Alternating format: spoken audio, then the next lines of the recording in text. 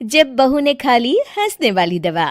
किशनगढ़ गांव में कीर्ति अपने बेटे दिवाकर और बहू अंशु के साथ रहा करती थी। तीनों बहुत ही हंसी खुशी अपना जीवन व्यतीत कर रहे होते हैं। अरे बहू, आज खाना मैं बना देती हूँ। नहीं माँ जी, आप क्यों तकलीफ कर रही हैं? आप आराम कीजिए, खाना मैं ही बनाऊंगी। कितनी अच्छी बहू मिली है मुझे। भगवान ऐसी बहू सबको दे। सब कुछ ठीक चल रहा होता है कि एक दिन गलती से अंशु हंसने वाली दवा खा लेती है। बस उस दिन से सब कुछ बदल जाता है। अरे बहू, मेरे घुटनों में बहुत दर्द हो रहा है, जरा बाम तो दे दे। अरे बाम लगा कर क्या करोगी माँ जी? मैं पाँव दबा देती हूँ। अरे एक तो मुझे पाँव दर्द हो रहा है, ऊपर से तुम हंस रही हो। आई एम सॉरी माँ जी। अरे फिर से हंस रही है, जा तू मेरे कमरे से, मुझे तुझसे बात नहीं करनी। हे भगवान, ये क्या हो गया? अब माँ जी क्या सोचेगी? 2 दिन बाद कीर्ति घर में किटी पार्टी रखती है। उसकी सभी सहेलियां घर आने वाली होती हैं। अरे बहू, मेरी कुछ सहेलियां आज दोपहर को घर आने वाली है। आज कुछ खाने में अच्छा सा बनाना। सहेलियां? क्यों? मेरी सहेलियां नहीं हो सकती क्या? तुम फिर से हंस रही हो?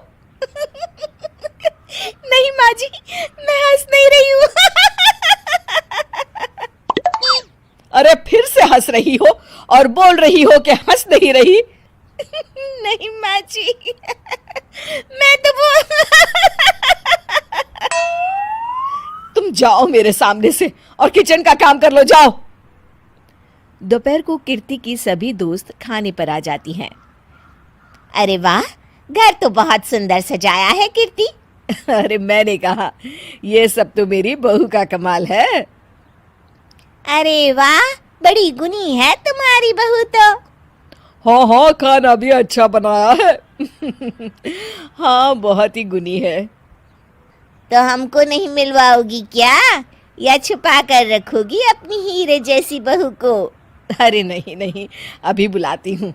अंशु, ओ अंशु, बहू रानी। अंशु बाहर आती है। जी माँ जी। बहू, ये सब मेरी सहेलियां हैं, मिलो सबसे। नमस्ते आंटी। नमस्ते बेटा, बहू तो बहुत अच्छी मिली है तुमको, किस्मत वाली हो तुम। किस्मत वाली? अरे क्या हुआ? हंस क्यों रही हो?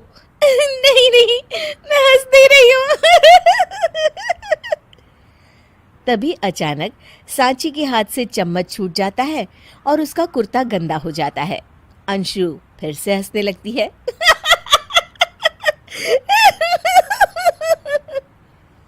इधर सब सहेलियां गुस्सा होकर चली जाती हैं। कीर्ति भी नाराज होकर अपने कमरे में चली जाती है। हे भगवान, ये मैंने क्या कर डाला? इस तरह से तो माँ जी और उनकी सहेलियां नाराज हो गई। अगले दिन, बहू, ओ बहू, किधर हो? जी माँ जी। जल्दी से मेरे साथ चलो, पड़ोस वाले शर्मा जी की हार्ट अटैक से मौत हो गई है, उनके घर बैठक के लिए जाना है। अंशु तैयार होकर आ जाती है। थोड़ी देर में दोनों शर्मा जी के घर पहुंच जाती हैं। वहां पर सब रो रहे होते हैं। कीर्ति शर्मा जी की बीवी के पास बैठकर उन्हें सांत्वना देने लगती है। बड़े अच्छे इंसान थे मेरे पति। अच्छा। तुम हंस क्यों रही हो? वो अच्छे थे। हाँ हाँ, बहुत अच्छे थे अंकल। अरे अंशु, हंस मत। माँ जी, मैं हंस नहीं रही। मैं तो आंटी जी को बस दिलासा दे रही थी। सब औरतें अंशु की इस हरकत से हैरान हो जाती हैं। कीर्ति भी बहुत शर्मिंदा होती है और वो अंशु को लेकर फटाफट घर लौट आती है। अंशु, क्या हो गया है तुझे? हंस क्यों रही थी तू वहां पर? नहीं बाजी, मैं तो बस अरे तो फिर से हंस दी। जा तू अपने कमरे में, मुझे तो तुझसे बात ही नहीं करनी। मेरा बेटा ही तुझसे बात करेगा अब। रात को जब दिवाकर घर लौट आता है तो कीर्ति दिवाकर को सब कुछ बताती है। ठीक है माँ, अब फिक्र मत करो, मैं अंशु से बात करता हूँ। दिवाकर अपने कमरे में जाता है। जी आ गए आप कैसे हैं? मैं तो ठीक हूँ, बस सर में हल्का दर्द है। सर में दर्द अरे इसमें हंसने की क्या बात है? नहीं, मैं हंस नहीं रही हूँ मुझे तो फिक्र हो रही है आपकी एक तो मेरे सर में दर्द है, ऊपर से तुम हंस रही हो। अरे कैसे समझाऊं मैं आपको मैं हंस नहीं रही अंशु, तुम इस घर से चली जाओ। माँ ने मुझे बताया जो भी तुमने शर्मा आंटी के घर किया, और किटी पार्टी में भी। नहीं जी, मैं ऐसे नहीं हूँ तो अभी क्या हुआ था? क्यों हंस रही थी तुम? रुकिए मैं आपको सब कुछ बताती हूँ आपको सब कुछ। अंशु डायरी में लिखकर दिवाकर को पढ़ने देती है। कुछ दिनों पहले मैंने गलती से हंसने वाली दवा पी ली थी, जिसकी वजह से ये सब हो रहा है। इसका असर कुछ दिन और रहेगा। अरे तो तुमने ये सब पहले क्यों नहीं बताया अंशु?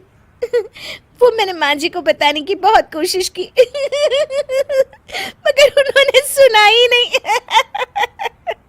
अरे ठीक है, मगर वादा करो जब तक दवाई का असर ठीक नहीं हो जाता तुम घर से बाहर नहीं जाओगी। नहीं जाऊंगी और हंसूंगी तो बिल्कुल नहीं लो, तुम तो फिर से हंस दी